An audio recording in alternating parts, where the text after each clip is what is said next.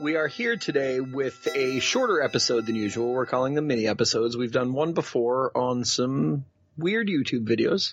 We're doing this relatively off the cuff. We don't have notes for it.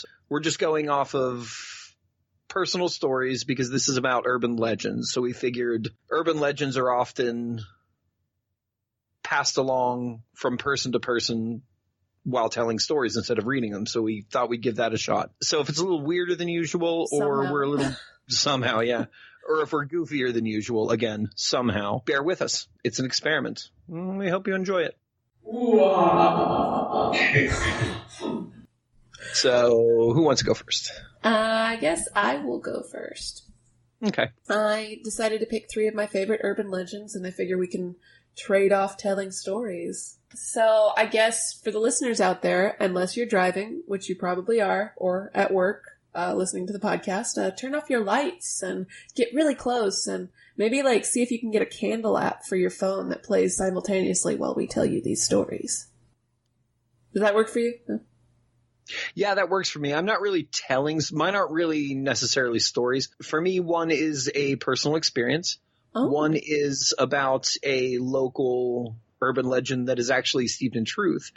And the other one is just about how impressed I am that the internet was able to create something so intense. Well, I'm going not pre-internet because the internet does predate me somewhat. Pre-popular internet, pre-crazy internet. I'm just basically going off of short story books I used to read as a kid. Campfire books, Halloween magazines, what have you.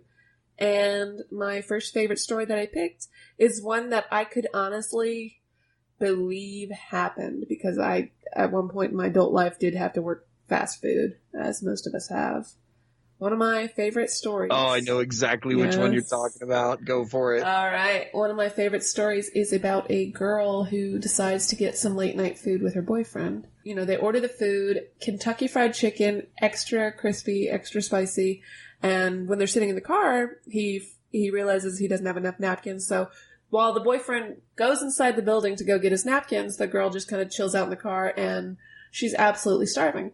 So she reaches in and she grabs some of the chicken and she just starts chewing it away. And it's really extra crispy. You ever order something from a place that makes really shitty food, but somehow you're so hungry that it's exactly what you needed? Like hangover food good?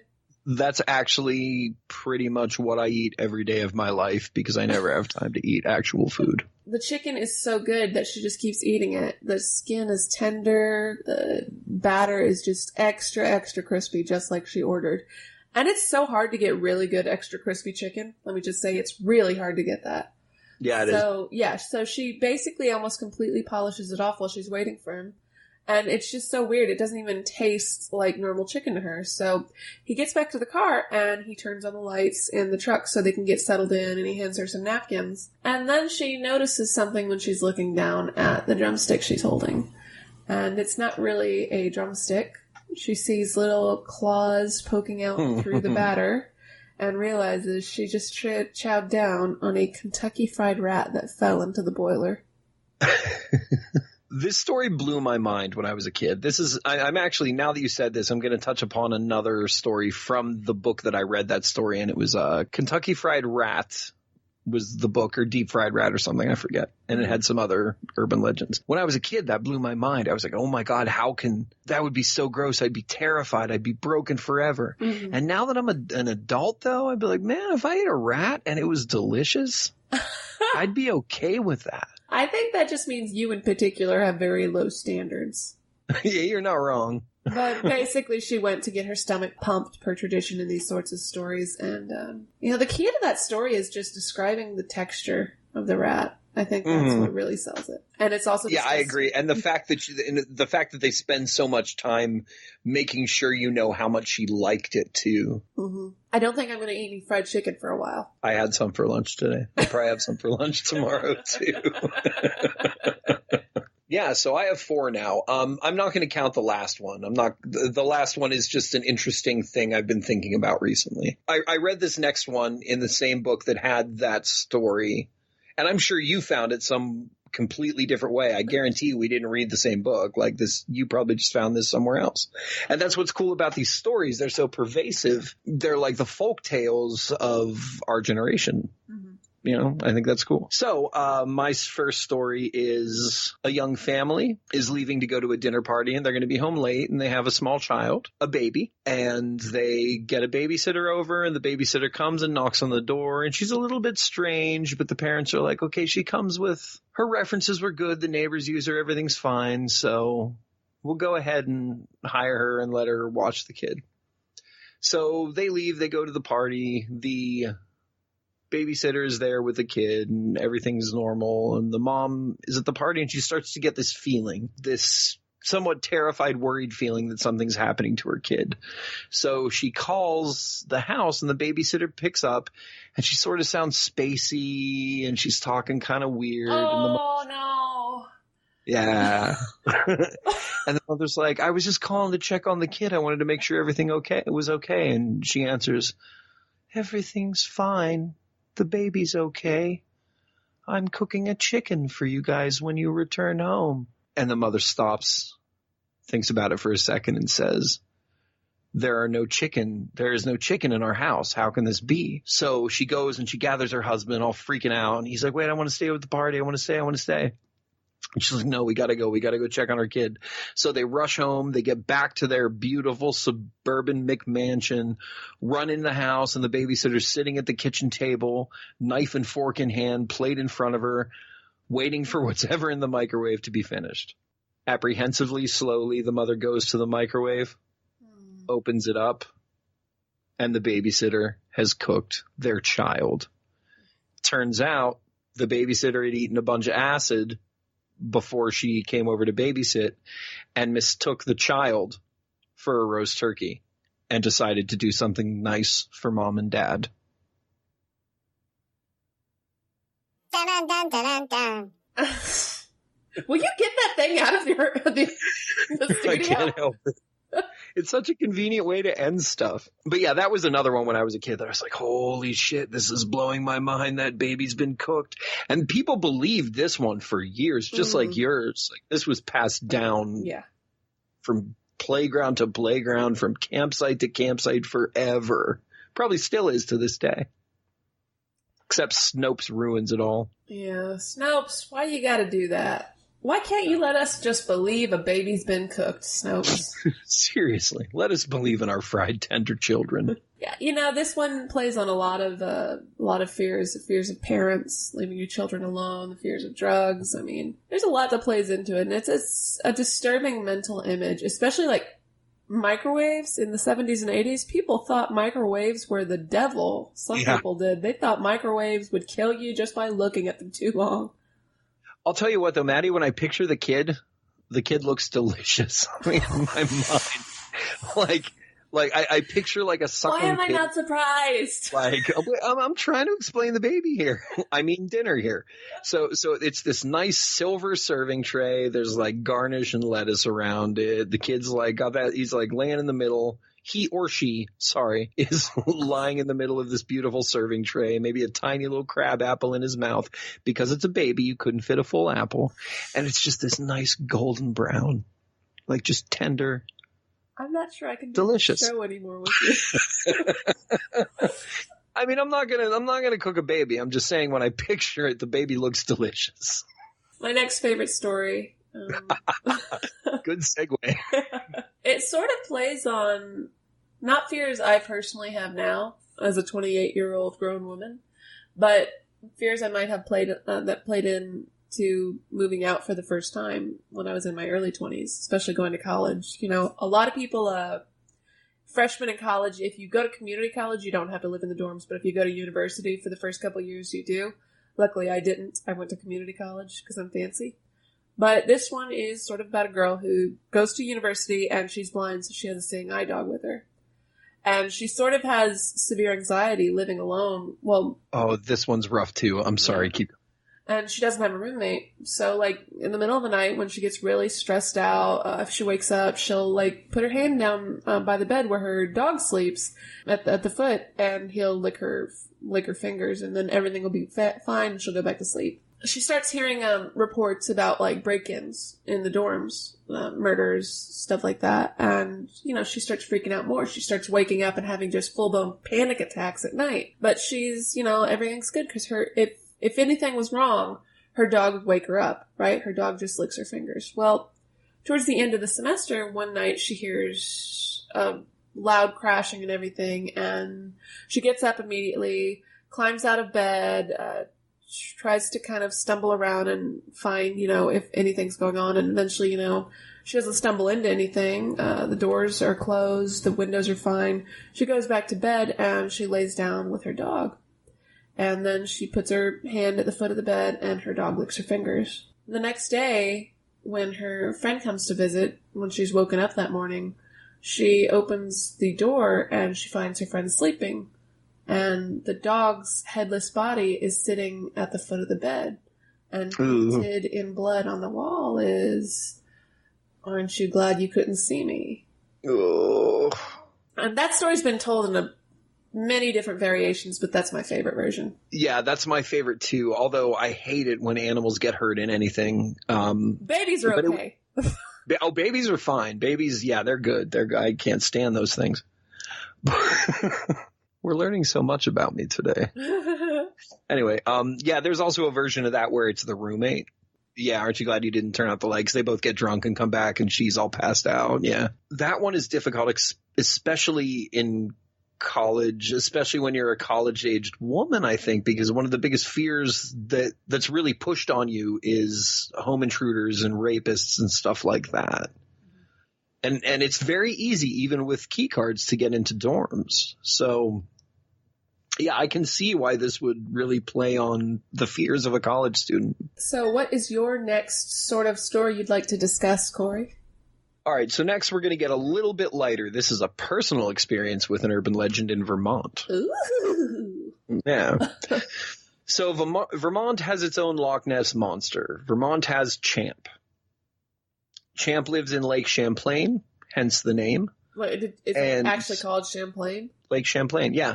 Like it borders Vermont and New York. Like you can take a boat over to New York if you want to. Mm-hmm. So yeah, one night, and I was homeless at the time. This is when I was hitchhiking around the country, and we found this little secluded piece of beach right on Lake Champlain. Like you could look right across it. It doesn't matter. Just the point is, like, we're sleeping on a beach right on Lake Champlain, and, we're all bundled up. It's like me and 4 or 5 other street kids. I'm sure we were somehow enhanced by some sort of mind-altering substance at the time. But what was Cobb doing?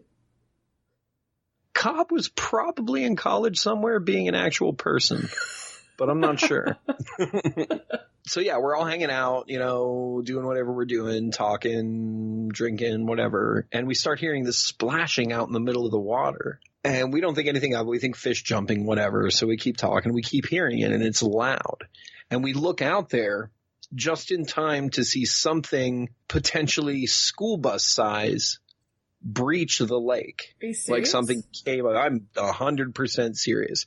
Now, this could have been anything. This could have been like garbage. This could have been a submerged tree just coming up and bobbing back down. But in our state, like, this was definitely Champ. Like, we definitely had just seen this giant lizard snake monster that lived in Lake Champlain. And it was horrifying. We didn't sleep there that night. We ended up going inland a little bit to a abandoned factory that we would sleep in if it was raining. Oh, yes, much more emotionally comforting than abandoned factory. But that's how scared we were. We went to somewhere we definitely wouldn't get arrested, to somewhere where we would almost be guaranteed, and were, awoken by cops poking us with nightsticks. None of us went to jail. They just kicked us out. But, yeah, that was scary. To this day, I'm not 100% sure what it was, but since I'm me and I like to believe in things, I like to think that I actually saw Champ. Listeners, if you've seen Champ, give us an email. Tell us what it was like. Yeah, and I don't know. I highly doubt any of the people that I was there with are listening. I have no idea where any of you are. But if any of my Vermont friends have any Champ stories, because you all have a Champ story, hit me up and we will tell it on the podcast. Yeah, even if you have a Cobb story, we'd be happy to hear that too. Yeah. I'm sure there are Cobb stories out there. We'll see if my friend ever listens to this. He's become an urban legend in his own right. Yeah. The legend. Well, didn't we talk about The first story I'd like to tell you is the Legend of Cobb. There you go. I have one last story to talk about. We all know it. In some way or another, all of us know it. No matter what country you're from, no matter what language you speak, you know about Bloody Mary. Oh, yeah. I thought you were going with Hook Hand, but Bloody Mary works. Well, Hook Hand works too, but I mean, I think more people know about Bloody Mary. Yeah, if I had to pick, I'd pick Bloody Mary. You did the right thing. Yeah. Or even Candyman, if you want to go with the movie. Or you can call it Bloody Finger. There's all kinds of names for this character that lives within your mirror. Some people believe it was the Bloody Queen Mary, Queen Elizabeth's sister, or her cousin, Mary, Queen of Scots. Some people believe it's a woman who was killed in a horrible car crash, or a demon from time immemorial that takes the form of a woman that our minds can comprehend, or just simply your regular old run-of-the-mill Old Testament demon trying to possess you. Whatever it is, the basic idea behind Bloody Mary is like this. You go into a bathroom. It's always a bathroom. Or and sometimes you just need a mirror in the dark. But the story usually goes that you go into a bathroom, you turn off the lights, sometimes you have a flashlight, sometimes you have a candle, but usually you're just standing in the dark, staring at what you can see in your reflection. Because there's always at least something you can see in the mirror, even in the dark, even in pitch black. Mm-hmm. And then you say Bloody Mary. You either say it 3 times or 5 times, but you say it a few times. And nobody really knows exactly from here what's really supposed to happen. And that's usually the end of the story of Bloody Mary, because it's left up to the imagination. But the idea is usually that she kills you. Well, I have 2 things about this. First thing is serious. Second thing is just me being a moron. So we'll do the serious thing first. I think that this plays on the fact, like, how long have you actually just stared at yourself in the mirror? Like, just stood in front of a mirror and stared at yourself? Long times. So have you gotten that thing where you'll just keep looking at yourself and studying your features so long that you no longer see yourself? Yes. Yeah, that's so weird to me. And I think that this probably spawns from something like that. Mm-hmm. Because you add in the darkness and the fact that you're standing there and eventually you're not going to recognize the flames are doing weird things to your face in the mirror, and the fact that you're staring is doing weird things in the darkness. Eventually you're going to see something because your brain is such an interesting thing that just fills in the blanks and kind of like leads you down the road you want to walk on. And I think that's where the fear lies with Bloody Mary and people like them. So are you going to go in the bathroom right now, Corey, and say Bloody Mary 3 or 5 times? No, because honestly, and this is a little personal, I actually hate looking at myself in the mirror. I'm just picturing you doing that, and then like a Bloody Mary version of you, just like you with a wig and some blood on your lips pops in the mirror. I think I'd rather see myself any day than Bloody Mary. Yeah, very true.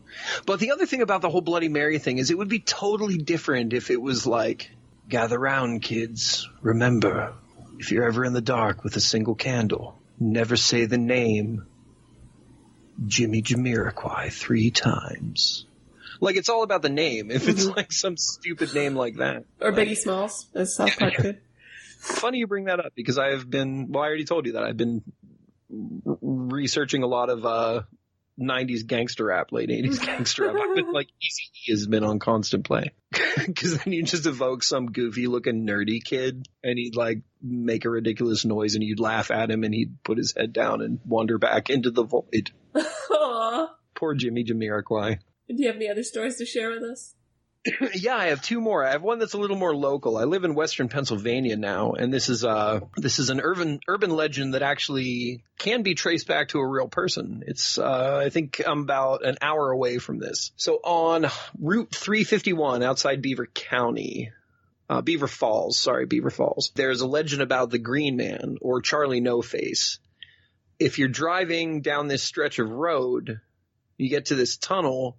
You slow down, supposedly you see this man with a green glowing tint to himself and a really messed up face, like scarred and just inhuman looking. If you see this, you're supposed to slam on the gas and drive as fast as you can, because if you don't and he touches your car, you stall out and then bad things happen. The interesting thing about this is Charlie No Face actually existed. He's a man named Raymond Robinson who, when he was 9 years old, was playing on train tracks with a friend or a couple friends, and they saw this bird nest and they dared him to go up and see what was in it. As he was climbing up, he grabbed onto a high voltage line, and I think it was something like 22,000 volts of electricity went through his body. This same area killed a kid not too long before this happened. So everybody thought he was going to die. He was in the hospital, it was in the papers and stuff, but he didn't. He survived, horribly disfigured and burned. And he ended up living until his 70s. He died in 1985. Oh, I've heard about this guy. Yeah. But a lot of times what people were seeing is this dude would just go out for walks. Like he didn't, from what I understand, and this could be part of the urban legend, he didn't like people and he didn't like to be seen by people by the way he looked. So he'd take these walks at night. So a lot of people who are seeing Charlie No Face are actually seeing Raymond Robinson going for his nightly walks. Mm-hmm. And that to me is cool, but it's also very tragic because people are seeing this thing. So it's sort of, and they're scared and they're screaming and they're running away. So it's sort of reinforcing this urban legend, but you're also hurting this poor man who's been through hell his entire life. Like every time somebody drives past him at night, they scream in terror and speed away. I couldn't imagine what this dude went through his entire life. I've actually read a little about the guy in question, and I've read that actually the people who knew him liked him a lot and that he was actually a very nice person. Yeah, like he'd trade photographs for beer and cigarettes and stuff. Some were super cool about it. I'm sure he dealt with more cruel people than he did good people. It's just the way the world is, and it sucks. Yeah. He was hit by a bunch of cars too, apparently. Now, I'm not saying this was done in purpose. Dude's walking at night, but yeah, he was. What a rough life, man. Just walking down the street, getting hit by cars. Like, I admire that he did leave his home, though. I admire that he did go out and go for walks. Yeah, and that was cool. I just feel bad that he had to do it at night just because he looked different from everybody else. He died of natural causes in 1985. He was 74 years old. Unfortunately, his walks didn't go on forever. He ended up in a nursing home in the end of his life. What was his name again? Raymond Robinson. Here's to you, Mr. Robinson. Jesus loves you more than you will know. Neither of us are going to do the whoa, whoa, whoas. Yeah. But we are both going to hell. Yeah, for real. So yeah, I have one more thing I want to touch upon, and it's so overdone, but it's really, really interests me, and that's Slender Man. Mm-hmm. Oh yeah. Like the fact that this just shows how much power this collective hive mind called the internet actually has. A couple of guys decided they wanted to create a new urban legend. This birthed Slender Man. From there, stories started coming about. They started adding to his mythos. More things started coming about. There were mysteries surrounding him, things like that. And it got to a point that two people nearly stabbed a girl to death because they were afraid Slender Man would kill them otherwise. Yeah. It just shows the power we have to create. The power of imagination. Yeah, exactly. Like we have the power to create something so terrifying in our collective imaginations that people will actually do terrible things because of it. And unfortunately, we're not harnessing that power for good. We're mostly harnessing it to spread misinformation on Facebook. And to troll people, yeah. Yeah, exactly. I don't care about the movie that's coming out. There's been a lot of good like YouTube channels dedicated to Slender Man. Mostly I'm just interested in the fact that he was born of the internet and has become so much more. You know? I mean that's the same way, like that's how gods are created. Yeah. That's pretty much how it goes. The word of mouth is a very powerful thing, and even more powerful in the world we live in today, where words can fly from one end of the world to another in the blink of an eye. Yeah. Yeah, I mean, long after the human race has finally destroyed themselves, some alien archaeologist is going to come here, and they're going to find an old server that still has information on it, and they're going to stumble upon this page called 4chan. Well, and do you really honestly think that the chips inside will still be able to retain any kind of electrical spark? Well, I think that advanced civilizations will have ways to find that information. But yeah, I just think it's interesting that this is the kind of legacy we're going to leave. Is like people are going to find out there was a monster living among us called Slender Man who took children, and you couldn't see him unless he was right behind you. Do you have any interesting local urban legends you'd like to tell us about, listeners, or experiences you've had on your own? Well, you can email us at outlook.com, Hallow-Holics at outlook.com, or if you've got a shorter story, Corey can tell you. Yeah, if you've got a shorter story, tweet us at Nowhere23. Also, you can find us on Podpedia. Which we are happy to tell you about. And because we're forced to. I just couldn't let it slip by. You can check out the blog at hallowholic.blogspot.com or hallowholic.wordpress.com. Thank you guys for listening to this very short, not as edited as normal episode.